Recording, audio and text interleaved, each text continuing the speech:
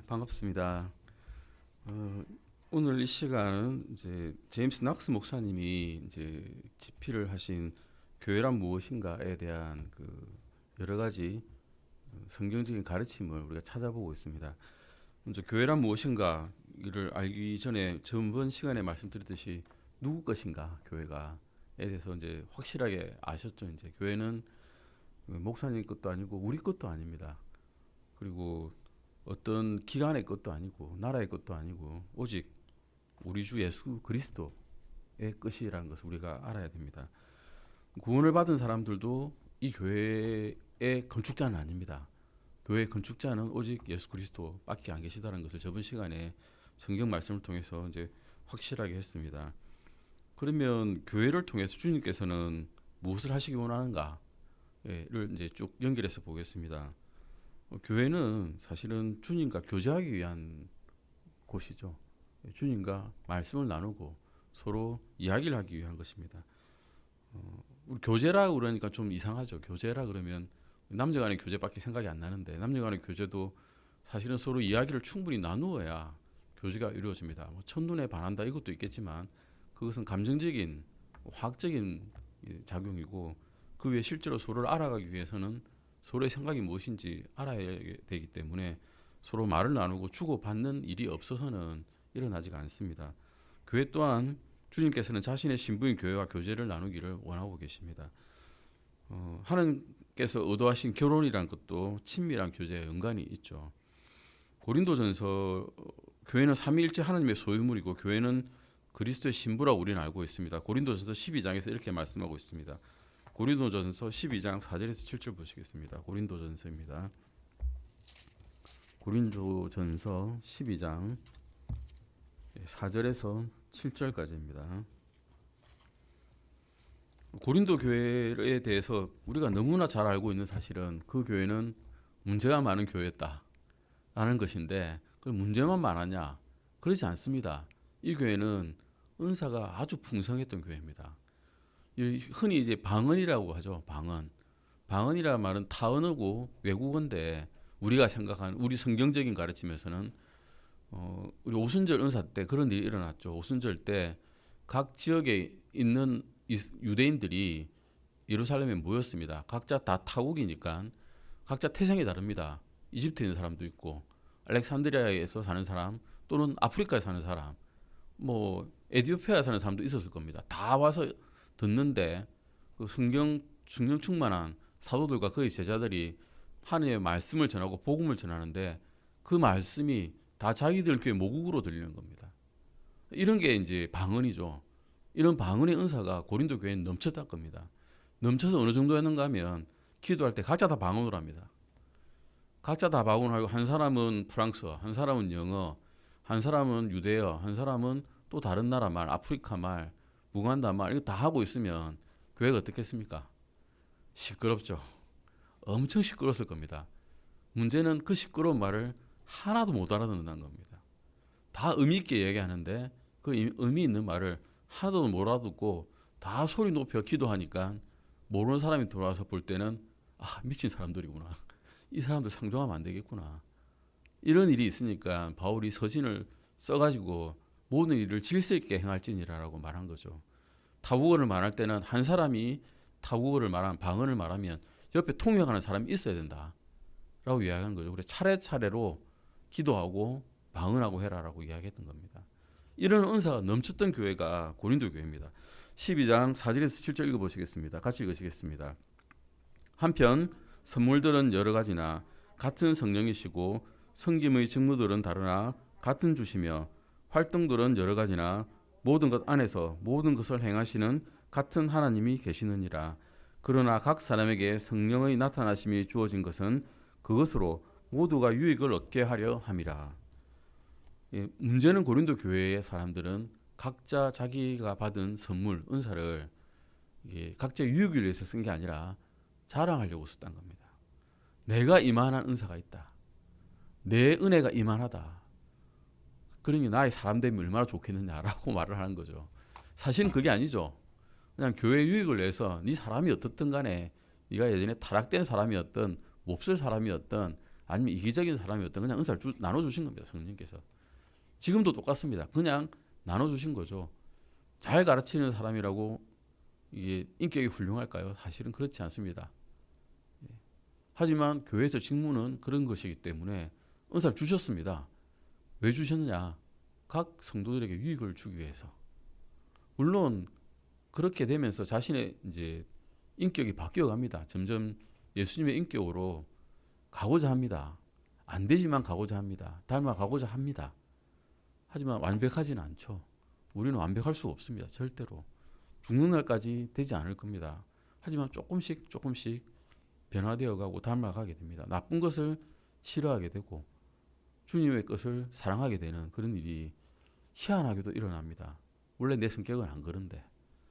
그게 이제 성령님께서 주신 은사의 은혜죠. 사실은 그냥 은혜입니다. 이런 말씀을 이제 받았고 고린도 교회 사람들은 그냥 자랑을 했습니다. 그냥 자랑하는 바람에 바울에게 심한 꾸지람을 나중에 듣게 되긴 하죠.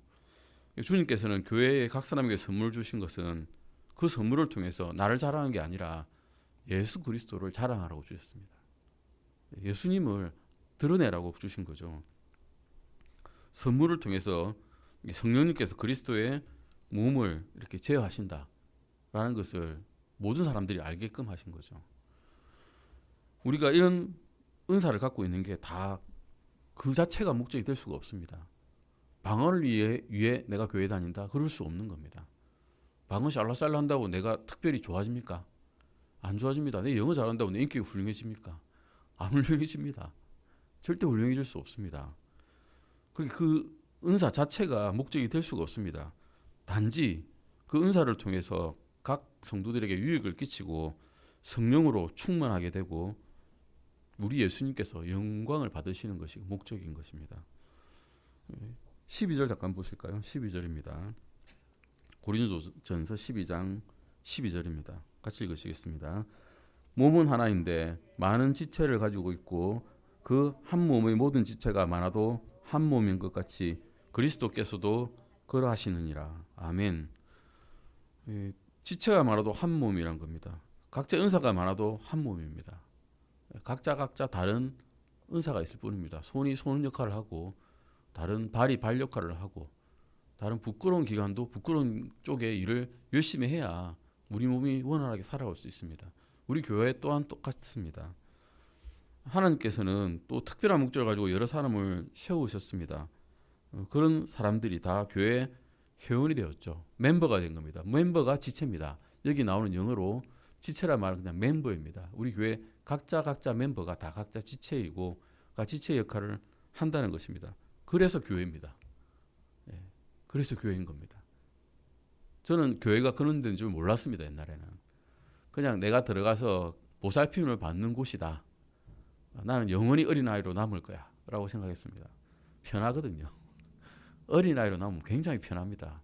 다 와서 한마디씩 해주고 보살펴주고 먹여주고 재워주고 울면 안아주고. 근데 이제 그리 되면 영원한 갓난아기라는 거죠. 영원한 갓난아기 교회에 큰 부담을 주는 존재가 되어버립니다. 계속 돌봐줘야 되잖아요. 아기니까. 교회 멤버는 그런 게 아닙니다. 지체니까 자기 할 일 해야 됩니다. 이제 성장했으면 지 할 일 하는 게 성인이죠. 그렇게 돼야 된다고 주님께서 말씀하십니다. 그런데 어떻게 하면 그렇게 될까? 그냥 붙어 있기만 하면 됩니다. 희한하게도 키워주시는 분은 예수님입니다. 교회에서 사람이 키워주지를 않습니다. 스스로 큽니다. 나무에 가지가 그냥 붙어만 있으면 열매를 맺게 되는 거와 똑같은 원리입니다. 떨어져 나가지만 하면 되는 겁니다. 그냥 있으면 저절로 큽니다. 그래서 나중에 보면 열매가 맺혀 있습니다. 그 열매가 따면 맛있죠. 근데 따서 먹는 사람은 우리가 아니죠. 가지가 아니라 딴 사람입니다. 새로 들어오는 믿지 않는 분들이 그 열매를 따먹습니다. 또 그래서 갓난아기가 되고 보살펴주고 가만 붙어 있으면 또 커나갑니다. 이게 이제 교회의 희한한 원리입니다. 어쨌든 이런 것들을 주님께서는 18절에서 이렇게 말씀하셨습니다. 18절입니다. 제 혼자 읽겠습니다. 그러나 이제 하나님께서 친히 기뻐하시는 대로 지체들 곧 그것들 각각을 몸 안에 두셨느니라. 몸 안에 두신 사람이 누굴까요? 두신 분이 누굴까요? 예수님이 두셨습니다. 목사님이 임명해서 주신 게 아니죠. 임명했다고 그 사람이 교회에 남아 있겠습니까? 안 남아 있습니다. 예수님께서 이 교회에 넣어 주시는 겁니다. 교회에. 우리 독립 침례 교회라고 하는 교회, 우리 성서 등대 침례 교회라는 교회에 제 의지대로 들어온 것 같지만 사실은 제 의지대로 들어온 것도 아니고 제 의지대로 남아 있는 것 같지만 제 의지대로 남아 있는 것도 아닙니다. 돌아가는 사람 있습니다. 분명히. 그분은 또 그분의 예수님께서 의지하시는 바가 원하시는 바가 있겠죠. 또 이 교회에 필요한 분들은 또 남겨두십니다. 이런 식으로 계속 키워 나가시고 남겨두시고 들어오시고 나가시고 예, 그렇게 됩니다. 이상하게 생각할 게 없는 겁니다. 교회를. 이 말씀에 따라서 우리가 침례여에서 한 몸 안으로 들어왔다고 말씀하고 있습니다만 성령 침례여에서 한 몸으로 들어온 거죠. 물 침례여에서 한 몸으로 들어오진 않았습니다. 이 물 침례 우리 받았다고 영원히 남아 있습니까? 이 교회 그러지 않습니다. 단지 성령 침례에 의해서 예수님의 한 몸 안으로 우리가 들어와 가지고 한 지체를 가지고 있고 그 지체를 이루어서 예수님의 한 몸을 또한 이루고 있는 겁니다. 이것이 교회라고 합니다. 고린도전서 12장의 말씀 한번 쭉 읽어보십시오. 이 말씀에 따르면 교회는 예수 그리스도의 몸이고 또한 교회는 예수님 안에 속했다라고 우리는 확실히 알 수 있습니다. 우리가 어떤 교파에 갔다고 해서 그 교파의 몸에 속한 게 아닙니다. 개신교회 중에 장로교, 감리교 많죠. 각자 다 자신의 교리가 똑바르다, 올바르다 여기에 붙어 있으면 절대 구원을 잃어버리지 않는다라고 이제 말씀하고 있지만 어쨌든 이런 교회 같은 저런 교회 같은 이분들이 성령 침례를 받지 않았다면 예수님 몸에 속한 게 아니죠. 내가 열심을 다해서 이 교회 건축에 내가 힘을 보태가지고 내 전 재산을 다 쏟아 부었습니다. 예수님, 저 구원받은 거 맞죠? 라고 말할 수 없는 겁니다. 내 성심을 다해서 봉사 충성했습니다. 성경 한 구절 안 읽고 예수님의 몸을 위해서 이 교회를 위해서 내가 충성을 다해서 내 일생을 바쳤습니다. 성령 침례 받지 않았습니다. 예수님을 진짜 믿지 않았으면 성령 침례 받지 않은 것이고 예수님께서 그 심판날에 너 누구냐? 라고 하실 겁니다. 이런 일을 어떤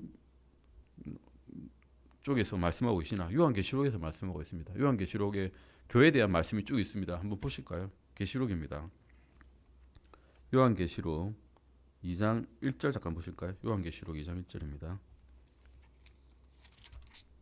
요한계시록 2장 1절. 우리 잘 알고 있는 교회에 대한 말씀입니다. 이 2장 이후로는 교회에 대한 말씀이 안 나옵니다. 절대로. 그때 이후로는 교회가 다 들련받음 받고 천령할 단계에 들어가지 않기 때문에 그렇다라고 우리가 요한계시록 강의에서 다 배웠습니다. 요한계시록 2장 1절입니다. 한번 2장 1절만 한번 읽어볼까요? 2장 1절입니다. 에베소 교회의 천사에게 쓰라. 오른손에 7뼈를 붙잡고 있는 자 곧 7 금등잔대의 한가운데를 거니는 자가 이것들을 말하노라. 예. 에베소 교회의 천사에게 쓰라라고 되어 있죠. 에베소 교회의 천사가 있습니다. 그 교회에게 쓰라고 그랬는데 이게 요한계시록이 요한이 쓴 것 같지만 쓰라고 그래 명령한 사람이 누굽니까? 예수님께서 명령하셨어요. 그러니까 이 요한계시록 책은 요한은 그냥 받아쓰기 한 겁니다. 받아쓰기. 내 생각에 머리에 있는 거 기록한 게 아니라 받아쓰기 영재입니다. 그냥 있는 대로 받아쓰기 합니다. 주시는 대로. 그래서 이 말씀을 요한도 아마 이해를 못했을 겁니다. 이 말씀을 적으라 했는데 왜 이 말씀을 하셨지라고 했을 겁니다. 어쨌든 교회에 말씀하는 것을 쓰라고 했습니다. 어떤 교회에 썼습니까? 예, 에베소 교회에 썼습니다. 12절도 볼까요? 12절입니다. 요한계시록 1장 12절입니다. 2장 12절입니다. 그 다음 어떤 교회입니까? 버가모에 있는 교회의 천사에게 쓰라 했습니다. 버가모 교회도 있었습니다. 그 아시아 지역, 지금 말하는 터키 지역에 있는 그 당시에는 세상의 끝이라고 생각했습니다. 여기까지 전파하면 우린 다 전파한 거야 라고 생각했습니다. 그래서 이 세상의 끝에 있는 교회들에게 바울이 전파를 했고 거기에 교회가 다 생겼습니다. 에베소 교회, 버가모 교회, 또 어디에 있습니까? 18절에 보시면 두아디라 교회에 있었습니다. 그리고 또 어디 있습니까? 3장 1절 볼까요? 3장 1절입니다. 사대 교회입니다. 그 다음에 또 어디입니까? 7절, 3장 7절입니다. 필라델피아에 있는 교회입니다. 그리고 또 14절에 보실까요? 라오디게아 교회에 있습니다. 7교회에게 편지를 이렇게 했습니다. 근데 7교회는 버가모에 있는 교회라고 그랬고, 그 다음에 두아디라에 있는 교회, 그 다음에 사대에 있는 교회, 필라델피아에 있는 교회라고 다 했는데, 문제 3장 7절에 있는 이 라오디게아 교회는 3장 14절에 라오디게아 교회는 어떻게 써 있을까요? 라오디게아 사람들 교회 천사라고 되어 있습니다. 교회도 아닌 거예요, 여기는. 라오디게아 사람들의 교회입니다. 사람들의 교회. 한마디로 계모임입니다. 라오디게아 지역이 온천으로 유명합니다. 그게 굉장히 사람들이 많이 모여들고 상업의 중심지였답니다. 돈이 많습니다. 풍족합니다. 먹을 것 모자라지 않습니다. 상업이 발달해가지고 예수님 말고도 즐길 게 너무 많습니다. 그랬더니 어떻게 됐습니까? 교회가 안 돼버렸습니다. 교회 비슷한 게 돼버렸어요. 교회는 교회인데 예수님 교회가 아닙니다. 신약 교회가 아닙니다. 그냥 계모임이고 친목 모임이 돼버렸습니다. 이게 우리나라 교회입니다. 지금 안타깝게도 친목 모임입니다. 예수님처럼 되고자 하는 사람이 모인 게 아니라 예수님의 성령의 은사를 받아서 부자가 되고 싶은 사람들이 모이는 교회입니다. 문제가 이거게 돼버린 겁니다. 기복신앙이 여기서 나왔고 내가 뭔가 되고자 하는 의지, 종교인 다 이게 나와버렸습니다. 그런 교회에 대해서 도 주님께서는 그래도 편지를 써주셨습니다. 너희가 돌이키라라고 편지를 써주셨습니다. 돌이켜가지고 나한테 오면, 다시 너희가 회개하고 나한테 오면 똑같은 은사를 내가 주고 구원을 주겠다라고 말씀하고 계십니다. 어디에 그렇게 적혀 있을까요? 19절에서 20절입니다. 19절에서 20절. 19절에서 20절입니다. 3장 19절에서 20절입니다. 3장 19절에서 20절 같이 읽어보시겠습니다. 내가 사랑하는 자들을 다 내가 책망하고 징계하노니 그러므로 열심을 내고 회개하라. 보라, 내가 문 앞에 서서 두드리노니 누구든지 내 음성을 듣고 문을 열면 내가 그에게 들어가 그와 함께 만찬을 먹고 그는 나와 함께 먹으리라. 라오디게아 교회 사람들은 아주 열심인 종교적인 행위를 하고 있다라고 생각했을 겁니다. 그래서 자신의 부유한 물질을 다 드리고 예수님은 아주 풍성하게 꾸미고 교회를 아름답게 꾸미는 일에 최선을 다했을 수도 있습니다. 우리는 지금 모르지만 아무튼 그랬지만 예수님께서는 어떻게 말씀하십니까? 20절에 보시면 내가 문 앞에 서서 두드린다고 하고 계십니다. 안 들어온 겁니다. 예수님께서 이 교회 사람들에게 들어가지도 못했습니다. 교회 문을 똑똑똑 두드립니다. 내 좀 들어갈게, 문 좀 열어라고 하시는 겁니다. 예수님이 없는 교회입니다. 예수님께서 안 계신 교회. 하지만 문을 두드렸을 때 너희가 이 소리를 듣고 문을 열고 들어와서 회개하고 그 양심의 반응 고백을 하고 나를 다시 받아들이면 내가 너희와 함께 먹고 함께 생활하겠다 라고 아주 어려운 말씀을 또 주셨습니다. 교회도 아닌 교회에게도. 교회는 주님께서 가지고 계신 겁니다. 우리 거 아닙니다. 우리가 친구 모임하고자 모인 것도 아니고 주님의 삶을 조금이라도 닮아가 보자 구원받고 난 다음에 나보다 좀 나은, 나보다 먼저 가고 있는 형제님 자매님들을 좀 본받고 가서 내가 그걸 조금이라도 닮아갈 수 있잖아요. 그러면 보고 있으면 좀 닮아갈 수 있거든요. 우리가 못 본 것은 못하지만 본 것은 할 수 있습니다. 그래서 우리 목사님 좀 보고 본받고 저렇게 읽어야 되는구나, 저렇게 묵상해야 되는구나 좀 본받고 교제하고 내가 잘 모르면 물어보고 그러고자 교회를 하는 겁니다. 사실은 좀 따라가 보려고 안 되니까 다 그래서 모자란 사람이 모였습니다. 분쟁이 많을 수 있고 다툼이 있을 수 있지만 우리의 목적은 단 하나, 우리가 주님의 소유이고 주님 본받기 위해서 이제 모인 겁니다. 이런 사람 이렇게 또 해야, 이런 사람들이 돼야 세상 사람들이 우리를 보고 주님을 볼 수가 있습니다. 우리가 그냥 말로만 그냥 주님의 것입니다라고 말하고 있으면 세상 사람들은 우리를 보고 너 하는 건 뭐 우리와 똑같은데 뭐 다를 거 하나도 없는데 주님의 모습이 안 보이는데라고 말하죠. 그런데 우리가 전하는 복음이 씨가 먹히겠습니까? 하나도 안 먹힙니다. 너 위선자구나. 너 나하고 똑같이 술 먹고 담배 피우고 나쁜 짓 다 하잖아. 그런데 누가 어떻게 주님을 전하냐라고 오히려 우리한테 책망합니다. 세상 사람들이 책망한 경우는 너무나 많습니다. 성경에도 기록되어 있습니다. 오히려 그 고린도 전서에 나오는 그 고린도 사람들에게 이 세상 사람들도 안 하는 짓인데 라고 이야기합니다. 음행의 결과가 아주 무시무시했지만 그런 사람들조차도 구원을 받을 수 있습니다. 돌이키고 회개하면. 우리는 교회는 이 세상에서 하나님을 드러내기 위한 존재이고 그렇기 때문에 존재합니다. 세상은 교회가 부유한지 재산이 많은지 건물이 큰지 별로 사실 예수님 믿지 않는 사람들 관심 없습니다. 그렇죠. 교회 크구나. 건물 좋네. 그 정도는 생각할 수 있지만 예수님께서 어떤 분인지를 생각하지 않습니다. 예수님께서 우리를 보내신 목적은 우리를 보고 세상 사람들이 내가 누군지 알게 해라라고 보내주신 거거든요. 그 복음을 알게 하고 한 사람이라도 더 세상 끝날이 오기 전에, 심판날이 오기 전에 구원받아라 라고 보내주신 겁니다. 이 세상이 보기 원하는 것은 그래서 우리의 성령의 열매를 원하는 거죠. 기쁨과 평안과 오래 참음과 친절과 온유와 절제와 선함과 믿음. 우리 이제 찬송가에 나오죠. 찬송가에서 말로는 잘 하는데 잘 안 되죠. 욱합니다. 운전하다가도 내 앞에 사람이 급브레이크 밟으면 욱 하고 한마디 나옵니다. 이런 성령의 열매가 안 나옵니다. 잘. 근데 따라가다 보면 우리 예수님 보고 따라가다 보면 나를 보지 말고 예수님을 바라보면 언젠가는 이런 열매들이 뭐 자그마한 씨앗에서 조금씩 커지지 않겠습니까? 겨자씨가 커지듯이 조금씩 커질 겁니다.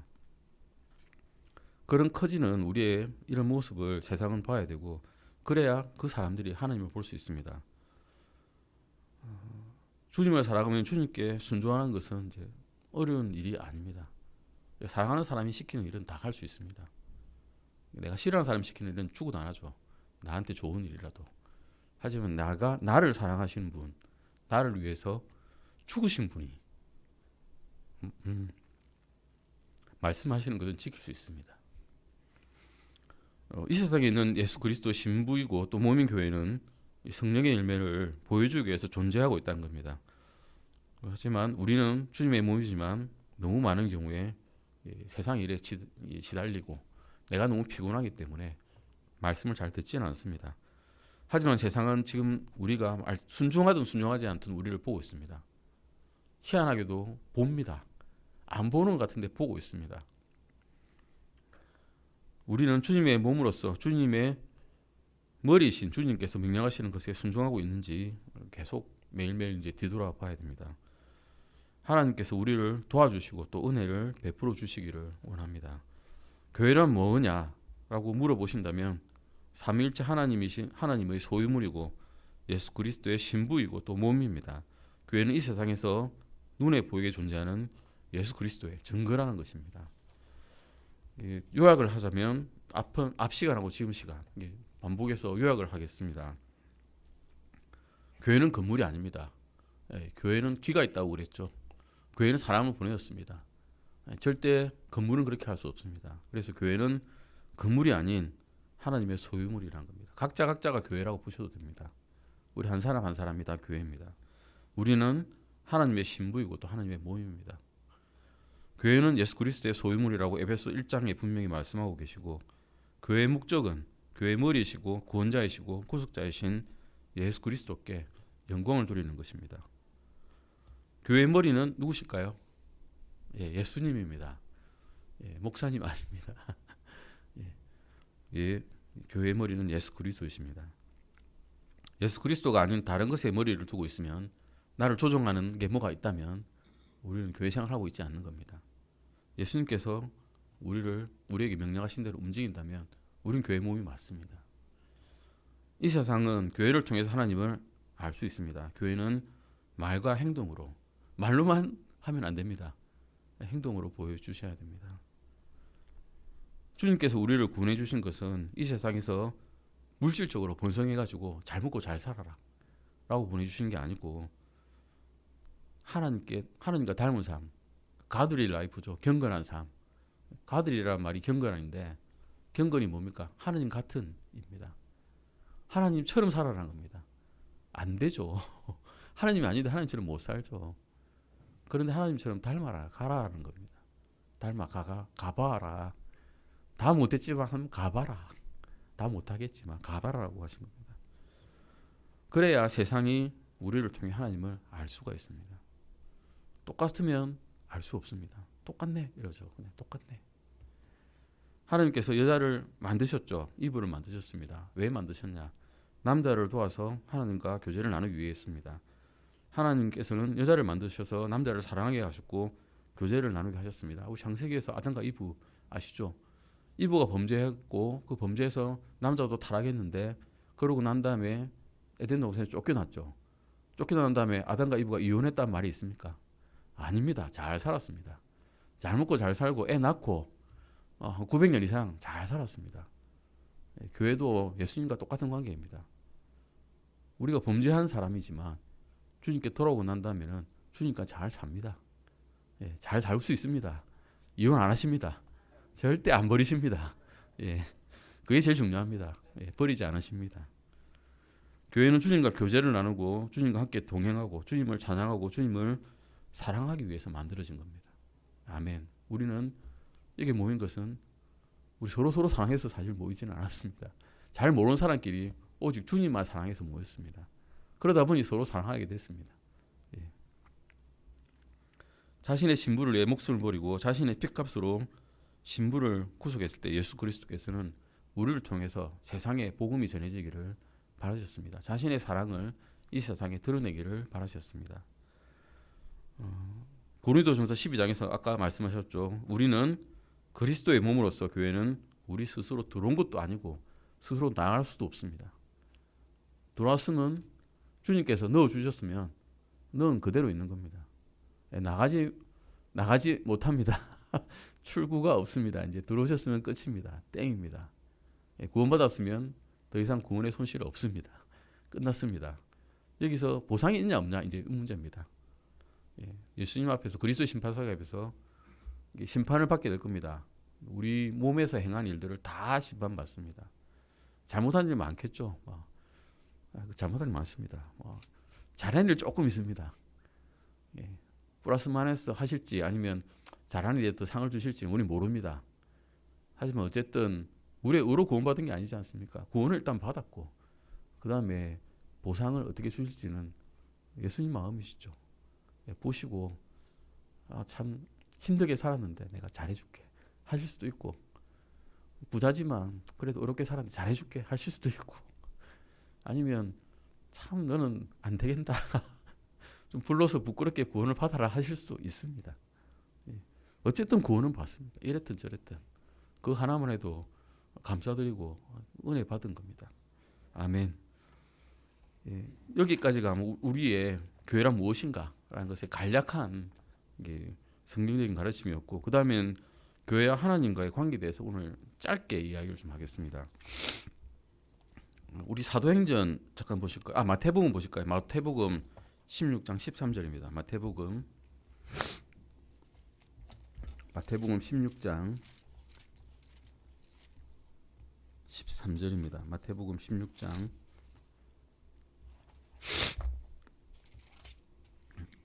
13절입니다.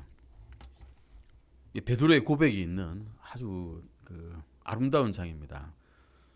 예수님께서 요나의 표적을 이제 보이시겠다라고 이제 말씀하시고 난 다음에 가이사라 빌립보 지방으로 들어가십니다. 가이사라 빌립보라 그러면 이스라엘의 북부입니다. 사실은 거의 북부고 북쪽 끝이고, 북쪽 끝이 이제 가이사라 빌립보라고 하는 카이사르 필리파이라는 거죠. 카이사르 필리파이라는 것이 카이사르 황제가 지배하는 곳인데, 헤롯의 아들인 필리파이라고 하는 애가 받아가지고 그 땅을 받아가지고 지가 지배하고 있는 곳, 이 가이사라 빌립보입니다. 가이사라가 지중해 또 하나 더 있습니다.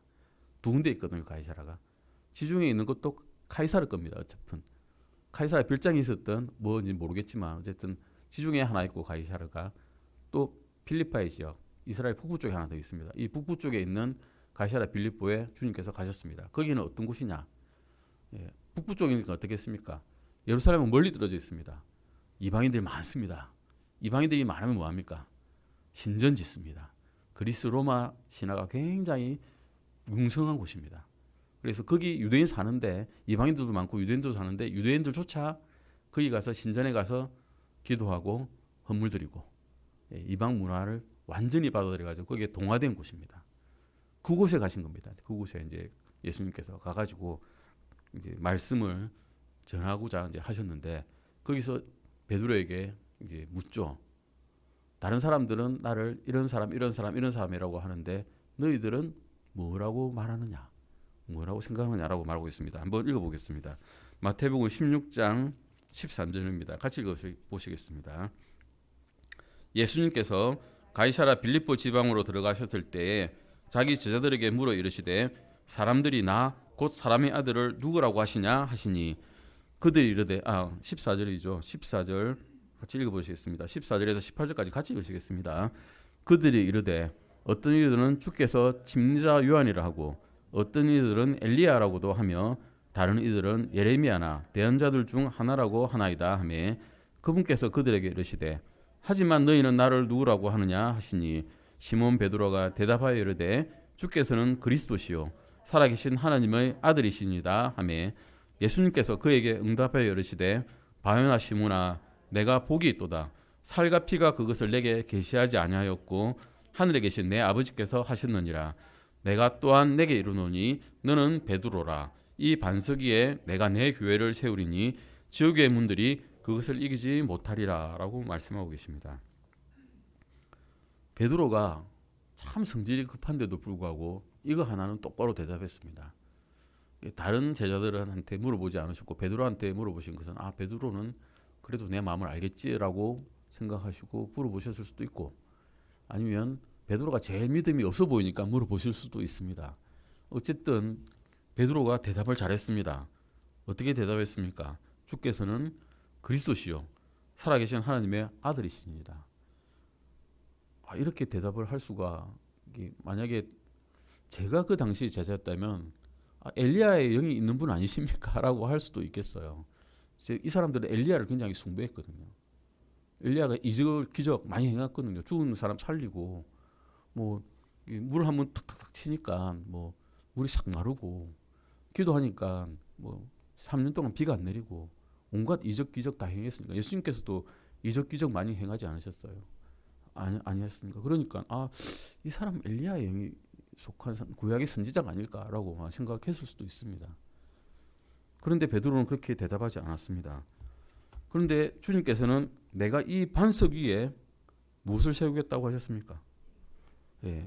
남의 교회가 아니고 베드로의 교회가 아니고 내 교회를 세우겠다 하셨습니다.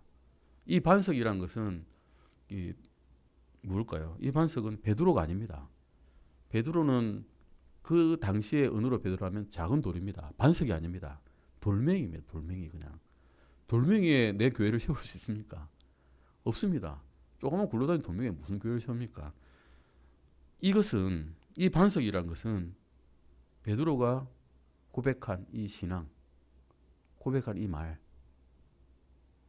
주는 살아계신 하나님의 아들이시다라는 이 믿음 위에 내 교회를 세우겠다라고 말씀하신 겁니다.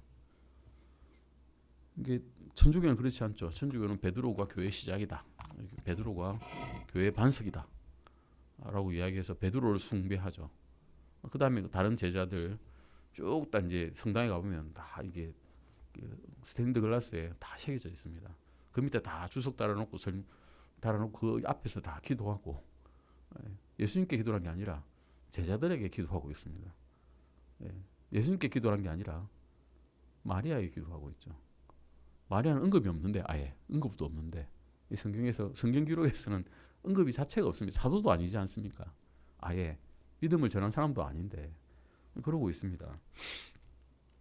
베드로는 그런데 교회 건축자가 아니란 겁니다. 예. 세운 분이 누구십니까? 예, 이 반석 위에 내 교회를 세우는 분은 누구십니까? 예수님입니다. 베드로가 건축하지 않았습니다.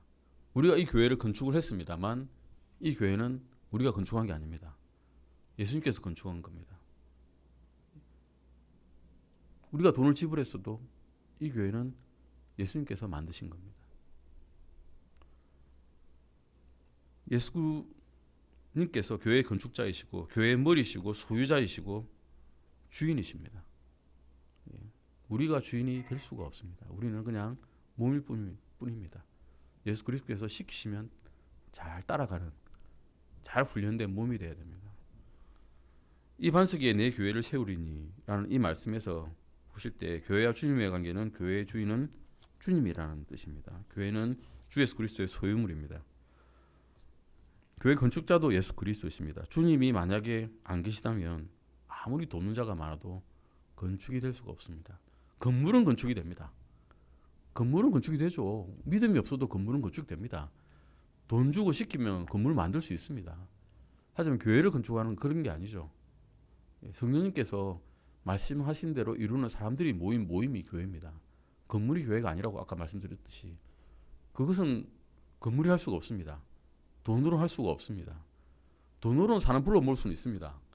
불러 모아서 잠시 여기 앉아 있으시오는 할 수 있겠지만 그 사람 믿음이 안 생기죠. 돈으로 받았는데 어떻게 믿음이 생깁니까? 그냥 뭐 소유주가 그냥 돈 주고 임금 고용한 고용주와 뭐 사용인의 관계밖에 안 됩니다. 그냥 교회 건축자는 예수님이시고 예수님께서는 무슨 권리로 이렇게 하셨냐? 어떻게 내 교회를 세우셨냐? 사도행전 20장 28절 보시겠습니다. 사도행전 20장 28절입니다. 예수님의 권리가 있습니다. 교회를 세울 실만한 분이십니다. 사도행전 20장 28절입니다. 20장 28절입니다. 사도행전 20장 28절입니다. 같이 읽어보시겠습니다. 그러므로 너희 자신과 온 양떼에게 주의를 기울이라. 성령님께서 너희를 그들의 감독자들로 삼으사 하나님의 교회 곧 그분께서 자신의 피로 사신 교회를 먹이게 하셨느니라. 공짜로 사지 않으셨습니다. 뭐로 사셨습니까? 자신의 피로 사셨습니다. 자신의 목숨을 치르고 사셨습니다. 근데 그냥 곱게 돌아가셨나요? 아닙니다. 엄청난 고통을 당하고 십자가에 매달리기까지 하면서 그리고 죽으신 다음에도 능욕과 치욕을 당했죠. 로마 병사가 창으로 찔렀습니다. 팔다리는 뭐 못 박힌 건 아시겠지만 가슴까지 찔려서 물이 되어가지고 나왔습니다. 가슴에서. 이렇게까지 자신의 피로써 사신 겁니다. 갈보리 십자가에 못 박혀 흘린 피는 하나님의 피였다는 겁니다. 자신의 피값으로 이 교회를 사셨습니다. 교회는 전 우주에서 가장 소중하고 가치 있고 귀한 것을 통해서 구원을 받은 겁니다. 그냥 공짜로 된 거 하나도 없습니다. 교회는 유일하게 죄가 없는 피를 통해서 구원을 받은 겁니다. 에베소서 5장 잠깐 보실까요? 5장 25절입니다. 에베소서 5장 25절입니다. 에베소서 5장 25절입니다. 앞 시간에도 읽었는데요. 같이 한번 읽어보시겠습니다. 에베소서 5장 25절입니다. 남편들아 너희 아내 사랑하기를 그리스도께서 또한 교회를 사랑하사 교회를 위해 자신을 주신 것 같이 하라. 교회를 위해서 자신을 주셨습니다. 우리가 하늘나라에 갈 수 있는 유일한 이유는 예수님께서 우리를 대신해서 우리 죄값을 치르고 죽으셨기 때문입니다. 내가 내 죄값을 치르려고 그러면 안 될 겁니다. 하루치의 죄도 못 갚을 겁니다. 하루치의 죄도. 아니 모르겠으면 10분의 죄도 못 갚을 겁니다. 예수님께서 말씀하셨거든요. 생각으로 짓는 죄도 죄다. 생각으로 살인을 했으면 살인죄입니다. 살인죄 징역 얼마입니까? 무기징역입니다. 무기징역. 못 삽니다. 우리 죄를 내 힘으로 못 갚습니다. 생각으로 얼마나 많이 살인을 합니까? 아까 말씀드렸듯이 운전하다가도 살인을 여러 번 합니다. 내 머릿속으로는. 도저히 갚을 길이 없는 겁니다. 그런 것을 주님께서는 우리의 혼을 위해서 값을 치르고 죽으셨습니다. 우리의 혼은 굉장히 귀중한데 근데 문제는 그 가치를 아는 사람이 아무도 없습니다. 서로의 혼은 굉장히 중요합니다. 근데 내 혼만 중요합니다. 딴 사람 혼은 별로 중요하게 생각하지 않습니다. 딴 사람 감정이 상해도 그 혼이 상해도 별로 중요하게 생각하지 않습니다. 내 것은 중요하지만 그 중요한 것을 알아주신 분이 누구십니까? 예수님이십니다. 아무도 안 알아주는데 예수님만 알아주십니다. 그래서 자신의 모든 것을 다 바쳐서 자신의 하나님의 피를 다 흘리셔가면서 우리를 구원해 주신 겁니다. 아무도 가치 있는 것으로 여기지 않는 우리의 혼을 위해서 전 우주에서 가장 큰 값을 지불해 주시고 우리를 구원해 주신 분이십니다. 베드로전서 1장 18절 잠깐 보시겠습니다. 베드로전서 1장 18절입니다. 베드로전서 오늘은 아마 시간이 안 돼서 여기까지만 베드로전서 1장 18절까지만 읽고 마치시겠습니다. 베드로전서 1장 18절입니다. 자, 같이 읽어보시겠습니다. 베드로전서 1장 18절입니다. 너희가 아는 바와 같이 너희 조상들로부터 전통으로 물려받은 너희의 헛된 행실에서 너희가 구속받은 것은 음이나 금이나 썩을 것으로 된 것이 아니요. 19절 보시겠습니다. 흠도 없고 점도 없는 어린 양의 피 같은 그리스도의 보배로운 피로 된 것이니라. 아멘. 우리의 구원은 헛된 행실에서 된 게 아닙니다. 전통으로 내려오는 전통 방식으로 된 게 아닙니다. 그걸로는 제 값을 치를 수 없습니다. 오직 우리 주 예수 그리스도의 보배로운 피로 된 것입니다. 아멘. 오늘까지 여기까지 하시고 다음 시간에 교회와 하나님과의 관계에 대해서 다시 한번 더 보시겠습니다. 기도하시고 마치겠습니다. 하나님 아버지